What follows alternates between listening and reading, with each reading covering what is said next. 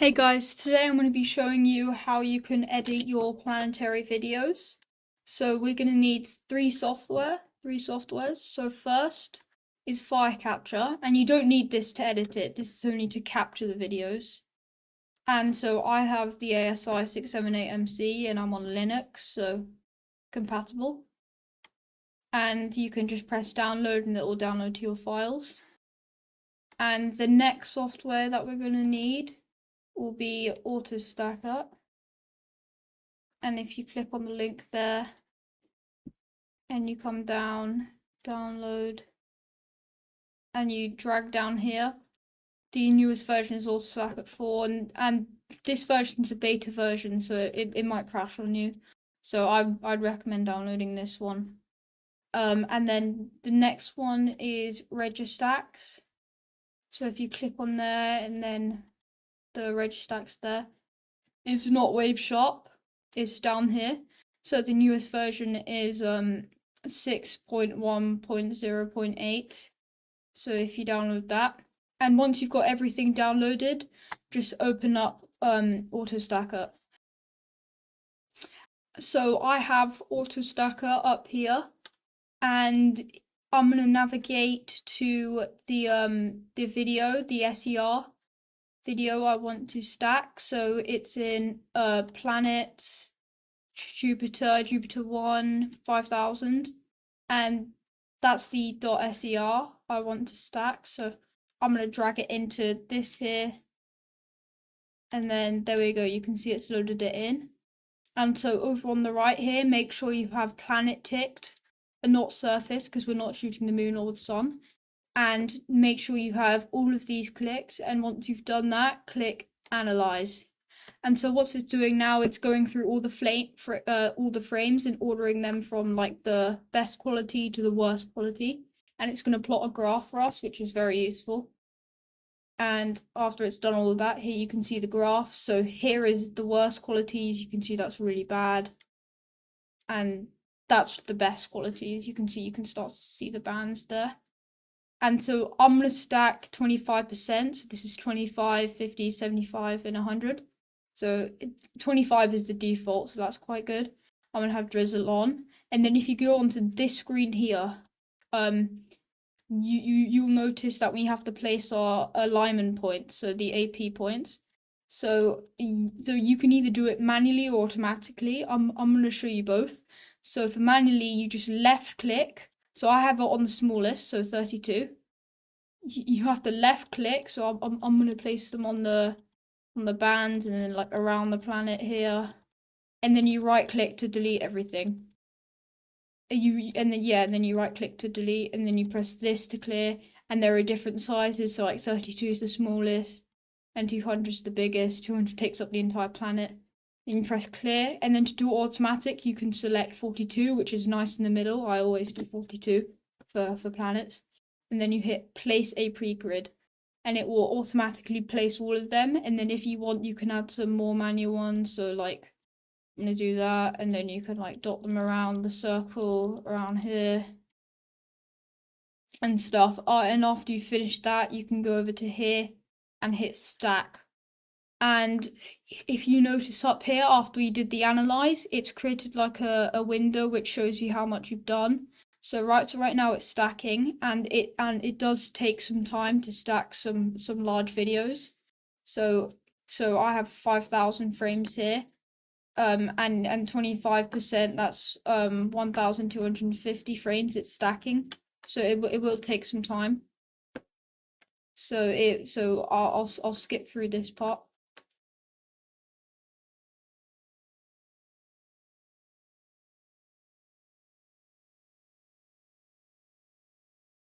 So as you guys can see, we've stacked our 1,250 frames. And I forgot to mention that this line here is the 50% mark. So that's above and that's below, and 25, 50, 75, 100%. So yeah, we stacked 25.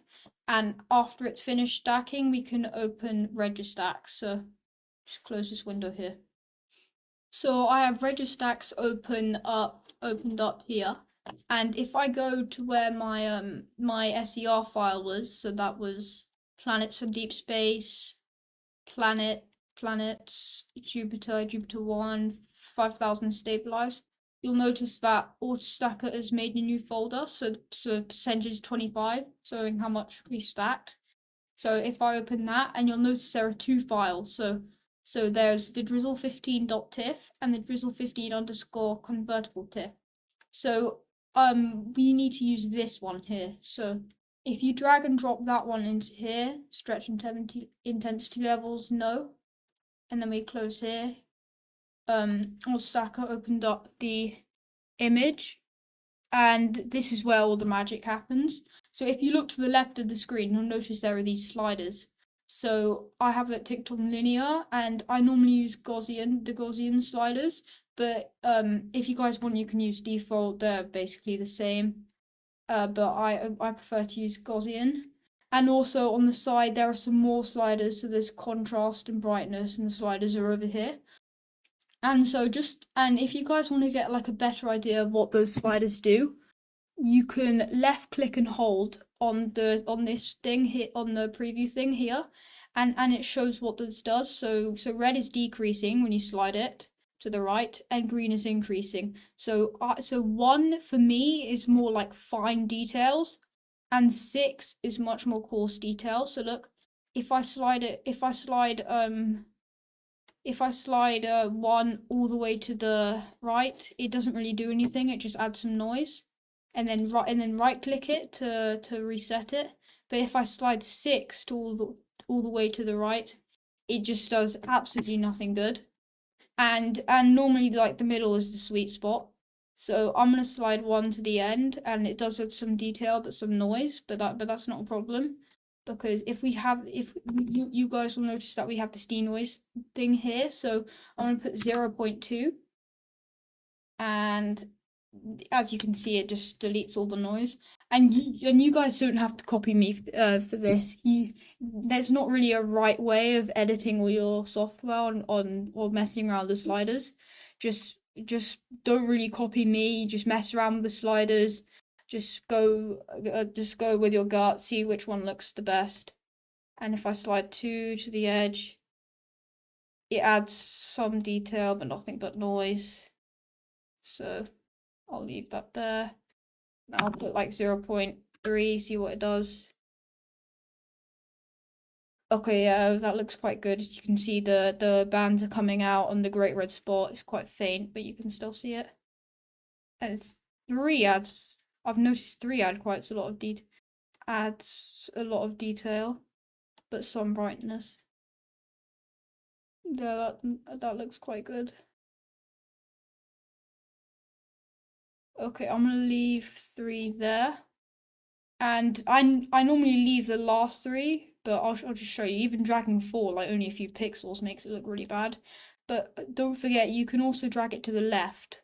But I normally don't do that. But you guys can just mess around with the sliders, see which one looks the best. So, and once you're happy with this, you can go onto the functions tab over here. And as long as you're happy, you can pause the video here, just mess around with the sliders, and then once you're happy, go onto the functions and hit RGB balance. And what this does is it aligns all the blue, red, and green colors to make it look more natural. As you can see, it's looking a bit like bluish. So once you click that to balance, it looks much more natural there. And if you're happy with how the image looks, you don't have to do this step, so you can skip along. But if you're not happy with how it looks and the colors look a bit weird, you can click RGB align, and the box comes down here, the green box. So you have to drag it into the middle of your planet like this, and then drag it out so it covers the entire planet. So it engulfs the entire planet. And you don't have to do this. If I was editing on my own and I got this color outcome, I wouldn't do this step. So and if you're not happy with it, just do it. So and then click estimate, and it will go through all the channels, so red, green, and blue, and align them perfectly to make it look even more natural. So it's just going through red right now, and now it's going through blue. It shouldn't take that long. And after it finishes, and once it finishes doing that, I'll show you what to do next. So after it's done, you can see it hasn't really done anything because the RGB balance I did was quite accurate. So once you're done with that, and if you're happy with the sliders, you can actually save the sliders. This won't save the image, but if you're happy with the sliders and you want to edit the image again, and you want to get the exact same outcome, you can type in the date, which is what I do. So like Jupiter 1_11_26, that's the date for today, and then you hit save, and if you load in it, and then if you want to do another one, you can hit load scheme, and you click on that, and then you press open, and it will automatically load in all the sliders. As you can see, it obviously hasn't done it now. And then after you finish doing that, you can click save image. Once you've done everything and you're completely happy with the image, you click save.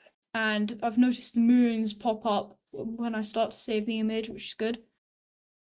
And it's just calculating something, as you can see in the bottom left.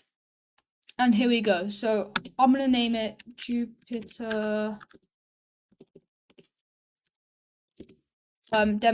demo there for the video, and then you click save, and you can exit out of the image and then go onto your files here, and then you go planets, Jupiter 1 5000 stabilized, and then you go into the folder which AutoStacker created, and you'll notice the file appears in here. So if I click on that, and if I click on that, you'll see it, the registacks is saved in there, and I'll flip it around to make it a bit better. Save. You can see the moons have showed up. So the great red spot, the cloud bands, the polar regions, and if you're happy with the image, you can drag it into Adobe Photoshop and edit it with that. But I'll show you a before and an after image. So I did this image in my own time, and it looks basically the same as the one we did in the video. So this is before registacks. As you can see, the moons are nowhere to be seen, and this is after registacks. There's a huge difference, and yeah, this it looks quite good.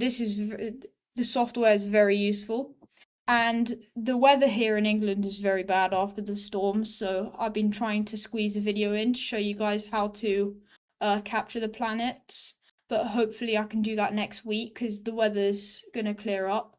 And if you guys want me to do any other videos, just say in the comment section, and I hope you guys like the video, and don't forget to like and subscribe.